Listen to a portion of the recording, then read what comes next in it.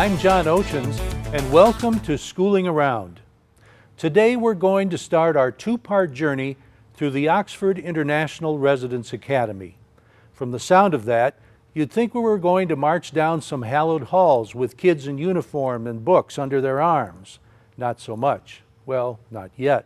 There are plans in the works for a brick-and-mortar residence, but for now, we're talking about over 40 students coming from abroad, mostly China, and living with Oxford area families who have volunteered to take them in and make them part of their families. The program has been going on since 2010. Last year, 14 of these children graduated from Oxford High School and are going on to college, many in Michigan. Over the next two programs, we're going to talk to administrators, students, and a parent to give us a picture of how the program works, what it's like to study so far away from home, and how it changes the lives of all involved. Stay tuned.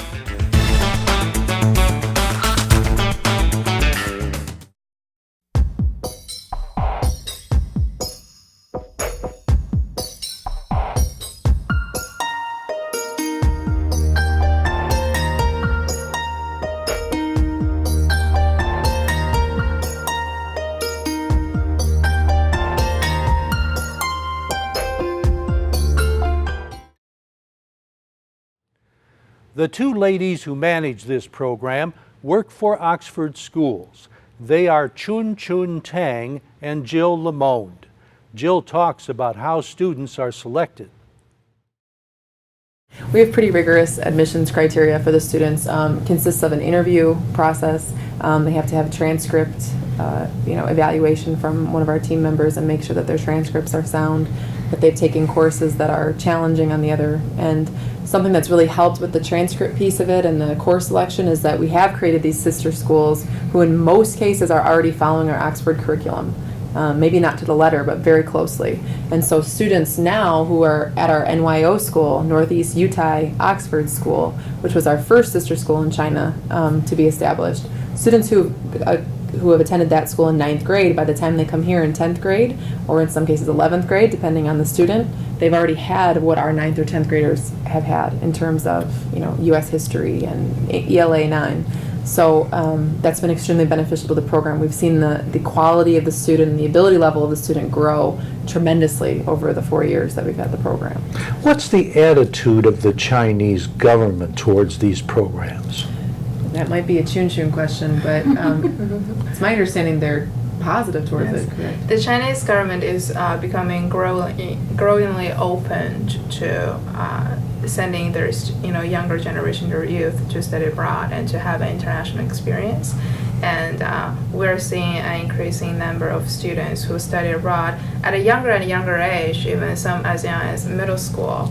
The United States has always been one of the primary destinations. So for the government, they are being very supportive, and they think it will be beneficial to the Chinese youth to have this international exposure. Chun Tang is the Director of International Programs. She comes to us well qualified. Her experience is very similar to that of the kids. I'm originally from China. My experience in the United States started with my college years. I was an international student at Saginaw Valley State University, and that's my history with Michigan. And then I went to Philadelphia University of Pennsylvania for my master's. So my primary motivation for becoming an international student and wanting to study abroad in America was because American culture was always an appeal to me, and personally, English is I have a fascination for the English language, and I want to learn the best out of it. So coming, to the United States was a natural, choice to achieve that goal. My story of coming to the United States and studying and now working here wouldn't be complete without what my family, the sacrifices they have made to make this experience possible. My parents, especially my mom, has always been very supportive of me to pursue my goals. And when I told her back in middle school, 8th grade, that I want to study abroad and the United States would be my destination, she came on board right away. So I think that is something that is rather unique for students my generation, that is for you to have a clear goal and also to have your family be supportive with what you want to do. With our students these days, there's parents want their children to study abroad because they also think that intercultural experience and also immersion in the American culture and language would be helpful to their long-term success. Let's get back to you for a minute now. You said you'd been thinking about coming here to study for a while. Did you give any thought to coming here during your high school years? I did. At that time, my school hasn't formed a partnership with Oxford yet. Otherwise, I might have become an Oxford Wildcat back in. So the program wasn't in No. existence for you No. at the time. Now, what about your father? How did he feel about this? My father, he is my role model in the sense that he was college educated. It was not common for people in his generation to have a college degree. So, and he also believes that he also believes that it's important to receive an education, and he believes in my potential, and he's been very supportive. It is in my opinion, a tremendous gift to have a father like that who believes in that receiving education is important for me, even though I'm not a son. And so he has always been my hero in the sense that I want to take advantage of what a college education has to offer and become intellectually sound. Did you have any brothers or sisters? I'm also an only child. An only child. Yes. And what were your parents' occupations? My father worked for the government and my mom owned her own business. Part of understanding the program is understanding the legalities involved. This is an integral part of Jill Lamone's job. She explains. All of our students are on an F1 student visa. As a public school, these students can only be on our F1 student visa for 1 year. And so something that's very challenging but also kind of exciting and different, unique about our program is that the students come over on a 1-year visa with Oxford. We now have the ability to issue our own visas, and that's what Chun was mentioning. I'm one of the individuals who's designated to do that through ICE, the United States government. Once the student has been here for an entire year and completed their program, they have the option, given their grades and their ability level, to enter Rochester College courses as a dual enrolled student their second year here. And so it was very important to us that the students don't leave the Oxford campus if we can help it. We want them to be Oxford Wildcats, and we want them to be in a high school setting, especially for age appropriateness and just, cultural reasons. We want them to be part of the Oxford High School. But we have Rochester College professors that come to Oxford, or in some cases we've designated Oxford teachers as Rochester College guest professors to deliver dual enrollment instruction. How that's also helped our mainstream students is that they've been given access now to these college courses that are on site on campus. And so, for instance, a student might take calculus in 11th grade, and then as a senior, a dual enrolled Oxford senior, they can take Calc 2 with Rochester College in an Oxford classroom. That explains why virtually all of the kids who are in the program come at the start of their junior year because of the 2-year thing, right? That is our hope, yeah. Yeah, and it sounds to me like it's critical, really, that they do well during that first year because they have to qualify to become part of the college program for the senior year, right? Well, and regardless of how interested we are in a student succeeding and how much effort that we put into it, they really need to take ownership over their education. And for some of them, I think it's a cultural difference. It's maybe the first time in their lives that they don't have someone, a parent or a grandparent, or in their cases, the Chinese education system works differently with the classroom teacher, that they're pushing them more like our elementary school teachers are, your home teacher, pushing you and doing your report cards. It's a very huge shock to them that no one is chasing them down for missing assignments in Right. a high school setting, and no one is telling them to do their homework besides their host parent. It's a very different phenomena for them, and actually it's part of our orientation to prepare students, because we've seen this happen and we have our intimate knowledge of this being an issue, to explain to them that they are responsible for their education. And we are here to support them, and we are absolutely on board. But for those students who don't take ownership, and unfortunately we have had a few, they have to go home their second year because there physically isn't a way for us to keep them here if they don't qualify for Rochester College enrollment. So how does that work then after they graduate from Oxford High, and all these kids were talking about going on to college? What's the next thing that they have to do with the government so that they can stay and do that? Every single student from China or any country that is non-English speaking has to take the TOEFL test, the test of English as a foreign language. And they need to do that to get into just about every university, I believe, at least every four-year university in the United States. And I don't know if that's a government mandated thing or just, something that the universities have decided.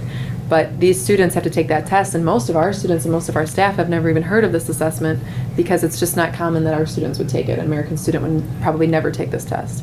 And it may be the single most important deciding factor in getting a student through to even start the admission process in an American college. Do they take that the summer before they start in college, or when do they take that? They frequently take it several times. They can take it as many times as they want. Oh, they can practice. Yes, and there are many, many programs in China and in America, online and otherwise, to prepare students for the TOEFL. As a matter of fact, we've created an after-school program within Oxford in our community to prepare them for the TOEFL because we realized it was a need for all of our international students. Okay, the TOEFL, spell that out for me. TOEFL. Test of English. TOEFL. FL. Test of English as a foreign language. Ah, gotcha. Okay. And the TOEFL is very difficult. It has reading, writing, listening, and speaking on the assessment, and it's very comprehensive.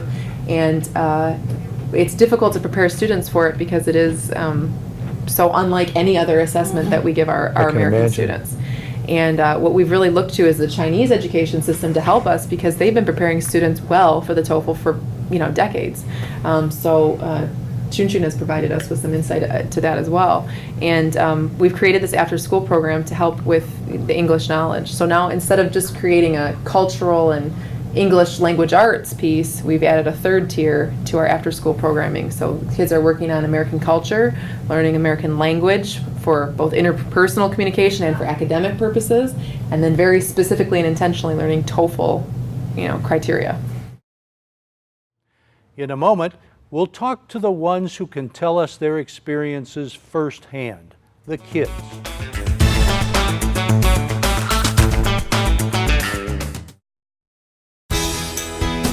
Everywhere you turn in Oxford is a new opportunity for fun. From the sandy beaches of Stony Lake and Scripter to the many different sporting events and other recreational activities held at Seymour Lake Park. For those who like long walks, you can find yourself exploring the Pollyant Trail throughout Oxford's more scenic areas. And if it's seclusion you like, look no farther than Oakwood Lake Park. So bring your family or friends out to see one of our beautiful parks today. Earlier this year, we sat down with 6 Chinese students at the Oxford International Residence Academy. They are Edward Guan, Rudy He, Daniel Day, Nancy Liu, Jeff Zhang, and Qi Ma. First, we wanted to get a feel for their parental support in all this. They want me to experience something new and make some new friends, accept a new culture, be aware of something new. So they were all in favor of you expanding your horizons, right? They do. What do your mother and father do over there?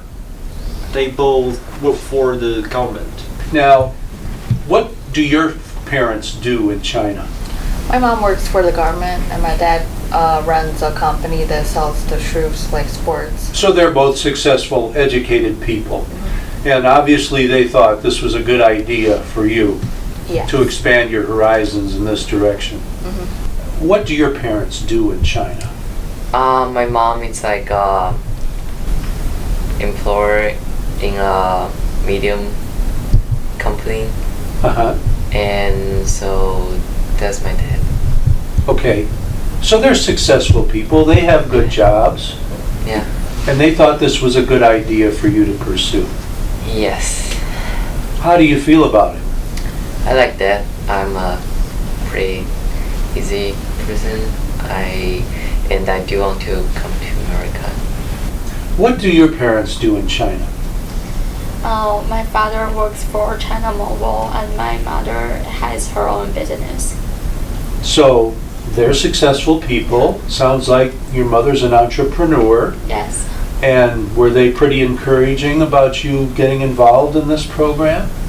Well, I don't know about right now, but my father didn't want me to come here like when I was like about 15.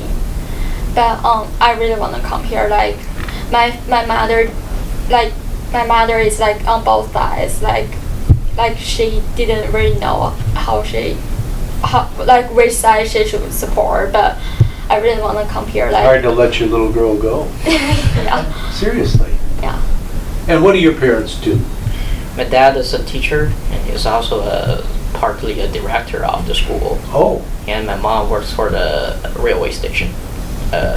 Okay. Stuff, yeah. Well, they both had decent jobs then, and you know, they were trying to point you in the right direction, correct? Yeah. And did the thought of you coming to the United States bother them at all? Actually, I made the decision by myself, actually. They asked me, like, they are quite okay with that. They said, like, well, Jeff, you know, this is your choice. If you choose it wrong, it's all depends on you, you know. It's your duty to choose your way now. And I said, okay, I think this is the way I'm going to choose. And they said, okay, just try it. Or they didn't try and persuade you in other directions, like, you know, Paris has the Eiffel Tower. Oh, well, they just said, like, do whatever you want, actually, that time. Okay. After middle school, I was not a really like A student. Like my score, my test score is not really high, so I probably not gonna getting a really good high school in my city. So my dad said, if you want to try, you can go to America for study, and that's probably will better for you. So I said I will try, so I came here. Okay. Now, what do your parents do for a living over there? My dad is a businessman, sort of, and my mom's work for another company. Okay, but did they both have good jobs, and they were trying to encourage you in the right direction? I think so. Well, from what I've heard and what I've read, it just seems like with almost any of the young people over there who are really good students, there is some plan of studying abroad, whether that be sooner or later. Does that make sense to you? I think global citizenship is becoming a common thread. I think more and more American schools are adopting, you know, the concept of global citizenship, like Oxford. That's part of the reason we adopted the IB program, and we were very intentional about it. And I think the Chinese government or the Chinese educational system thinks alike in that regard. They want, again, more of their youth to have this international exposure and experience, and they deem that as an essential part of their growth. And it seems from the kids that I've spoken with that the parents are very supportive of all. Well, they'd have to be or those kids wouldn't be here. But they are also recognizing the importance of global mindedness, if you want to call it that. Yes, absolutely. Yes. Anything to add on that, Jill? It seems like the goal is really for them to go to college in the United States, and so whether they do any kind of education prior to college is kind of an added bonus and allows them extra, time and exposure to the culture and the language to prepare them for college, to then prepare them for the workforce. I think all of it is driven towards them finding a job, not necessarily in America, but with the ability to be, to have dual citizenship at the very least, or global citizenship, and to be dual lingual, bilingual. What could you tell me about the home background of most of the kids who come over here? Do you see a common thread about what their parents do for a living or anything like that? I think it would be accurate to say that the majority of the students come from a higher socioeconomic background, and their parents are very invested in their education. They believe that education is, an integral piece, a critical piece to their children's success. And we as a program are blessed with parents who are very supportive of our mission, that is to provide their children with an international education experience. So, what you were saying, without the support from the parent community, our program not have been able to advance this far. Well, they would have to have good jobs and good incomes because it's not free to send their kids over here. It's very expensive, right? Yeah. Do they have any programs available for those who would want to come but couldn't afford it out of their own pockets? We do have a plan in place where we're going to offer an Oxford Scholars Program. So that scholarship will be offered to a select number of students in each incoming cohort of international students, and that candidate will be able to receive a tuition waiver. And what is it like to be so far from home? We'll find out in a moment.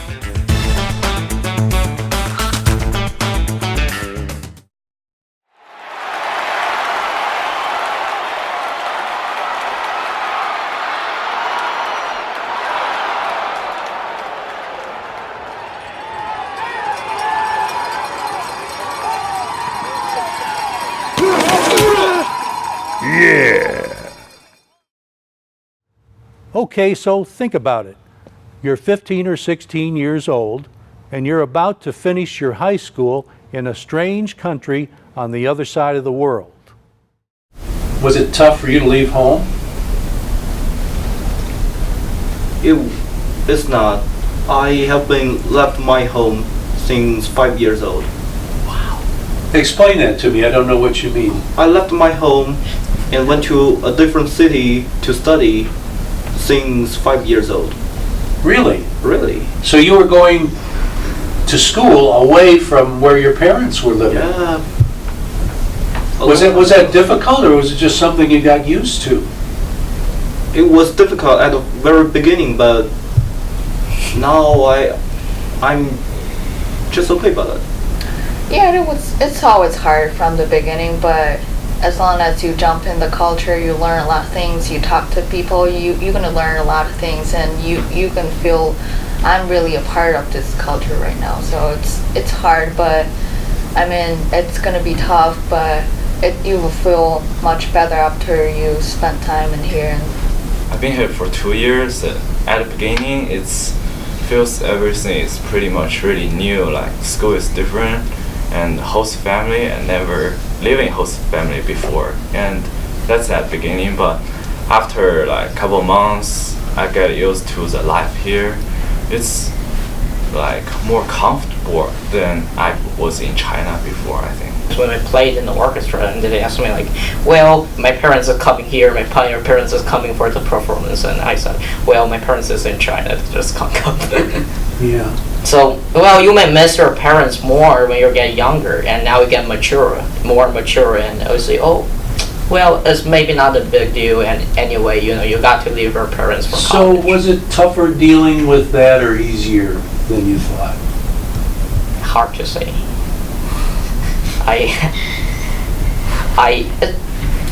You mean get older in the program? No, missing your parents. You mean harder or easier? Than you thought. Or being away from home, let's put it that way. Well, I think it's harder. Because before I don't really, think too much about it, but when I get here, a lot of time when I listen to the music I used to listen in China, or I listen even just a Chinese style music, I will just miss my parents. Yeah. Help me understand something. Some of these kids, well, first of all, when I asked them, how they felt about leaving home, I didn't get the same sort of reaction that I would have expected to get from an American kid to that same situation. Also, in at least one of the cases, the first boy that we interviewed, he had been away from home since the 5th grade or something like that. Age 5. Age 5. I believe at age 3. Explain this to me. Well, first of all, boarding schools are a lot more common in China. Is becoming the norm in the sense that many elite schools adopt, the format of a boarding school. They believe that with, having their students attend school full time, 5 days, or even for some of them 6 days a week, they'll be able to provide more intensive and a comprehensive educational training for the students. And these boarding schools are K-12. So in Edward's case, he probably left for boarding school when he was 5, to start kindergarten or first grade there. And more students are opting, or more and more parents are opting, to send their children to this type of school. The other factor may reflect the bigger environment of what China is going through. That is, we are having a fast growing population of migrant workers. What migrant workers are is you have people who are originally from tier 3, tier 4 cities, or even the rural suburbs of surrounding an urban city, with job opportunities becoming more and more limited at their original hometown. They would leave home and become migrant workers or residents in tier 1 cities like Beijing, Shanghai, or Guangzhou. So what that happens is, if they already have children when they were back in their hometown, when they become somewhat established in, say, Beijing, they would want to relocate their children there as well, so that they can receive a better education. So we're talking about workers who are going from the fields to the factories, so to speak, right? Yes, or more into service industries. Okay. Yes. So a separation between the children and their parents, starting at a relatively young age, is again becoming more and more common in China. Okay. Yeah. And what about deciding to leave home and go around the world to another location for a period of time? Mm-hmm. It just seems like they're more anxious to do it than they're sad at all to do it. Help me understand that. I think it takes a tremendous commitment to come this far, and to come to a country and an environment where not just the culture but the language, essentially everything is so drastically different from home. So for the students to have made this decision, I would want to think that many of our students are of an adventurous spirit. They embrace this as a new opportunity to see another part of the world, than becoming overly anxious by the fear factor. So that is definitely an advantage of our program. That is, we attract students with an adventurous spirit in the first place. We do have students who might become concerned with leaving home, and they experience homesickness during their first semester here. But what we've come to see with the support of the team and the Oxford community, like Mrs. Silvis, is that they do become acclimated into our community, and eventually into studying and living in the United States. Join us next time when we hear more from the kids and find out what it takes and what it's like to be a host family. Our thanks to the guests for enlightening us, Ryan Myers at the editing desk, Kyle Snage at the controls, and you for watching. I'm John Oetjens, and this is Oxford Community Television, keeping it local.